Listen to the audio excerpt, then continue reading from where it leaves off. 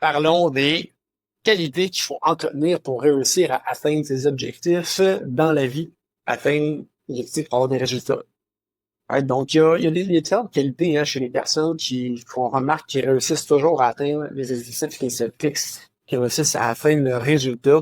Là, on a des points en commun, ces gens-là.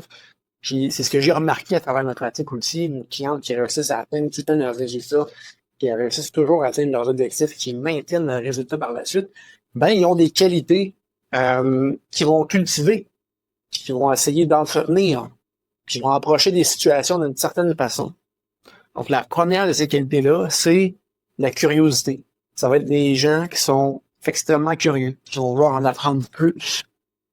Donc, par exemple, quelqu'un qui veut améliorer sa composition corporelle, qui veut perdre du gras, qui va avoir plus d'énergie, va avoir une certaine curiosité dans les champs d'expertise qui permettent d'amener là. Donc, par exemple, elle va parler que, la nutrition, ça peut aider avec la composition corporelle, ça peut aider avec l'énergie.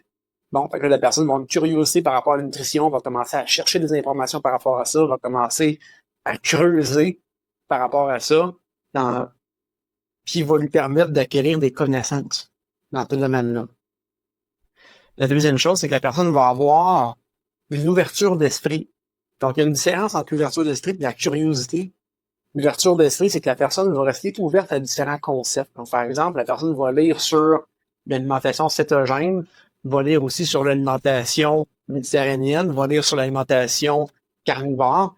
Elle va rester ouverte d'esprit, mais elle va rester curieuse, donc elle va peut-être se pousser dans chacune de ces choses-là, va aller chercher ce qui fait du sens pour elle, puis va pouvoir adapter ça, nuancer ça. Mais elle va rester, troisième point, sceptique, avec un esprit critique, remettre en question. Donc, pas juste tout accepter comme la science infuse, mais pouvoir se développer une idée. Donc, c'est correct d'aborder des concepts, des nouvelles connaissances, avec une ouverture d'esprit. Ah oui, ça se peut que ça existe. Mais il faut rester sceptique derrière ça, puis se poser des questions. Est-ce que c'est réellement vrai? Est-ce que ça se peut que ce soit pas vrai? Est-ce que ça se peut que mes connaissances par rapport à ça, mes perceptions par rapport à ça, ce soit en fait des fausses croyances? Est-ce que je pense être vrai ne l'est pas réellement? Et vice-versa. Donc, les personnes qui ont tendance à atteindre leurs résultats vont faire preuve d'ouverture d'esprit, mais de 6 en même temps. Donc, vont être ouverts au nouveau concept, mais vont pas juste tout prendre comme de la science infuse, faire comme, j'ai entendu ça, donc c'est vrai. J'ai entendu ça, donc c'est vrai. Il va toujours avoir cette grille de sel-là en arrière, puis vont être capables d'aller nuancer par la suite. Donc, oui, si on prend par exemple l'alimentation végane et l'alimentation carnivore, c'est deux alimentations qui sont à l'antipode. Il y en a une qu'on élimine tous les produits végétaux, puis l'autre qu'on élimine tous les produits animaliers. S'il fallait suivre les deux en même temps, ce serait littéralement impossible. On mangerait plus rien, à part de l'eau. On boirait de l'eau. Par contre, ces personnes-là vont être capables d'aller chercher peut-être ce qui est intéressant dans chacune de ces deux-là, les points qu'apportent chacun des deux camps, puis se faire une idée pour eux, qu'est-ce qui fait plus de sens. Est-ce que j'adopte un des deux? Est-ce que j'adopte quelque chose qui fait un mix des deux? Est-ce qu'il y a des points dans un camp qui vont être intéressants, puis dans l'autre qui sont intéressants, que je pourrais merger ensemble? Donc, quels sont les arguments d'un côté, quels sont les arguments de l'autre côté? On va ramener ça ensemble. Qui vont avoir la curiosité. Parce que sans la curiosité, je fais juste savoir, ouais, ça, je sais pas prendre. Mais avec la curiosité, c'est qu'ils vont pousser dans chacun de ces deux-là pour aller vraiment comprendre un côté, comprendre l'autre, pour pouvoir se faire une vraie idée par la suite. Pas juste rester en superficie de ce que j'entends, parce que là, ça fonctionne pas. Ça prend la curiosité d'aller plus loin. La curiosité nous va aussi amener, pas la curiosité, mais l'ouverture d'esprit va aussi amener à la collaboration. OK? Donc, la personne va être ouverte d'esprit à, OK, le fait que j'ai pas les connaissances suffisantes, donc faut que j'aille trouver quelqu'un pour m'enseigner, mais peut-être que j'ai pas des compétences, ou peut-être que j'ai des angles morts. Ça va me prendre quelqu'un pour me coacher, pour m'aider, pour découvrir ces angles morts-là aussi. Donc, ça prend cette ouverture d'esprit-là aussi que on connaît pas tout, on n'est pas bon dans tout, puis peut-être qu'on a besoin d'aide aussi en quelque part. Donc, les personnes qui ont du succès, généralement, ils n'ont pas du succès tout seuls. Ils ne sont pas arrivés où ils en sont sans aucune aide de personne. C'est des gens qui ont demandé de l'aide, c'est des gens qui se sont fait coacher, c'est des gens qui ont été lire des livres, qui ont été chercher une forme d'aide en quelque part pour réussir à atteindre le résultat. C'est des gens qui peut-être à un moment donné ont manqué de motivation, puis que grâce à The Life, parce qu'il y a une ouverture d'esprit, moi, c'est moi le problème, le fait que ça me prend quelqu'un pour m'aider là-dessus, ils ont été capables de passer à travers. En ayant ces trois qualités-là qu'on essaie de cultiver dans sa vie, mais ça va amener à plus de facilité à avoir de la clarté sur ce qu'on veut, sur nos objectifs. Ça va apporter la capacité à être plus décisif. Parce que oui, les gens qui ont tendance à avoir des résultats vont avoir tendance à prendre des décisions et maintenir leurs décisions. Donc, pas juste, OK, ben je vais dire que je m'engage dans ce programme-là alimentaire, ou je m'engage dans ce plan d'entraînement-là. Ben, une fois qu'ils ont pris la décision, ils vont pas juste arrêter au bout de 2 semaines, puis bah, j'ai vu un autre affaire, je vais faire ça à la place. J'ai commencé un programme alimentaire là, avec des nutritionnistes, avec un naturopathe. Je commence ça, puis au bout de 2 semaines, mais là, j'ai lu ça sur Internet, ça serait peut-être intéressant, mais c'est pas la même chose que mon plan alimentaire. Fait que là, je vais aller faire ça à la place. Ils vont pas sauter comme ça du coq à l'âne. Une fois qu'ils ont pris une décision, ils vont s'en tenir à leur décision, ils vont être focus là-dedans. C'est-à-dire une capacité d'être focus, mais cette capacité-là leur vient aussi du fait que il y avait une ouverture d'esprit, il y avait une curiosité derrière tout ça, et des effets sceptiques aussi. Donc, ça leur permet de développer une certaine clarté qui fait en sorte qu'ils sont capables d'être un peu plus focus.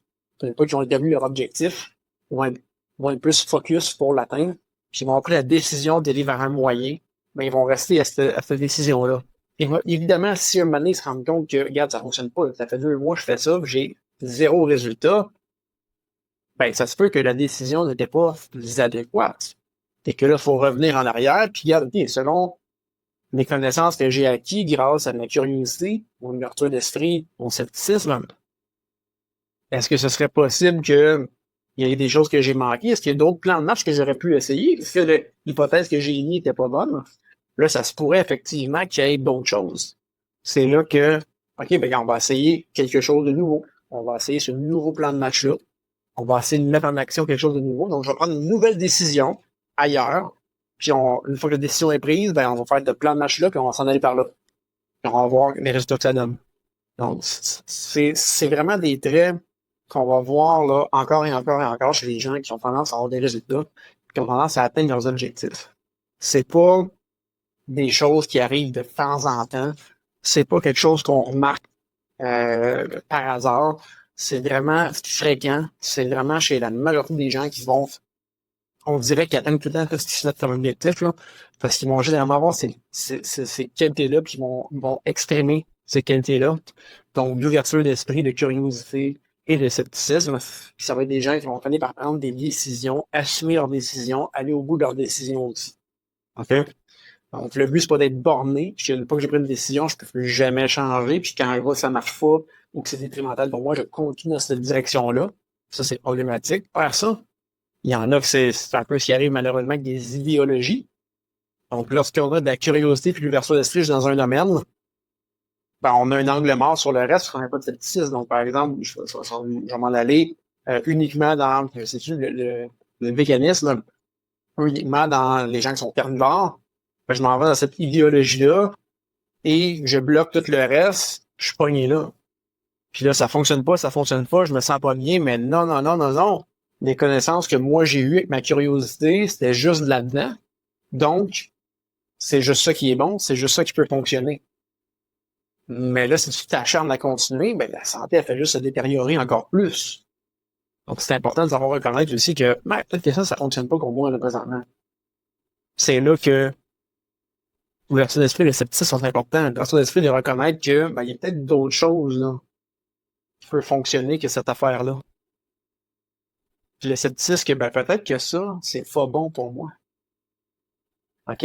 Peut-être que ça fonctionne pour certaines personnes, mais peut-être que pour moi, c'est pas adéquat. Donc, ça prend un peu ce melting pot-là de qualité, de remise en question, puis d'ouverture d'esprit, de curiosité pour être capable non seulement de se fixer des bons objectifs, d'aller chercher le bon savoir, d'aller chercher la bonne aide, puis d'atteindre ses résultats éventuellement. Donc, c'est un peu ma perception présentement. Je suis curieux de savoir, qu'est-ce que tu en penses. Fais une session dans les commentaires. Faites une super belle journée à la suite de ça.